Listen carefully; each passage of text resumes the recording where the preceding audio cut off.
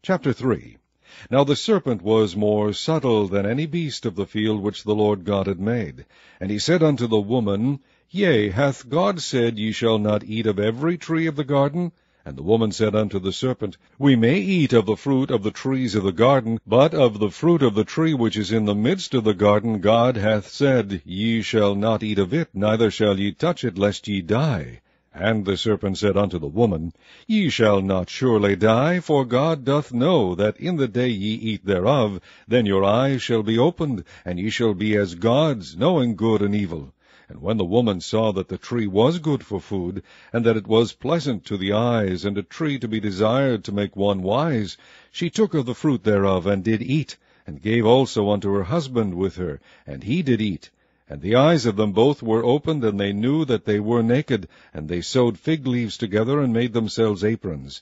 And they heard the voice of the Lord God walking in the garden in the cool of the day. And Adam and his wife hid themselves from the presence of the Lord God amongst the trees of the garden.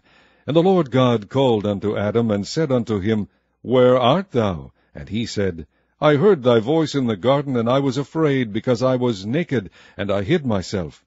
And he said, Who told thee that thou wast naked? Hast thou eaten of the tree whereof I commanded thee that thou shouldest not eat? And the man said, The woman whom thou gavest to be with me gave me of the tree, and I did eat. And the Lord God said unto the woman, What is this that thou hast done? And the woman said, The serpent beguiled me, and I did eat.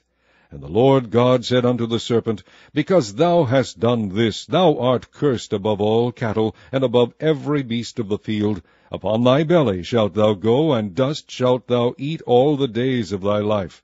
And I will put enmity between thee and the woman, and between thy seed and her seed. It shall bruise thy head, and thou shalt bruise his heel. Unto the woman he said, I will greatly multiply thy sorrow and thy conception. In sorrow thou shalt bring forth children, and thy desire shall be to thy husband, and he shall rule over thee. And unto Adam he said, Because thou hast hearkened unto the voice of thy wife, and hast eaten of the tree of which I commanded thee, saying, Thou shalt not eat of it, cursed is the ground for thy sake. In sorrow shalt thou eat of it all the days of thy life. Thorns also and thistles shall it bring forth to thee, and thou shalt eat the herb of the field. In the sweat of thy face shalt thou eat bread, till thou return unto the ground, for out of it wast thou taken, for dust thou art, and unto dust shalt thou return. And Adam called his wife's name Eve, because she was the mother of all living. Unto Adam also, and to his wife, did the Lord God make coats of skins, and clothe them. And the Lord God said, Behold, the man is become as one of us, to know good and evil. And now, lest he put forth his hand, and take also of the tree of life, and eat, and live forever.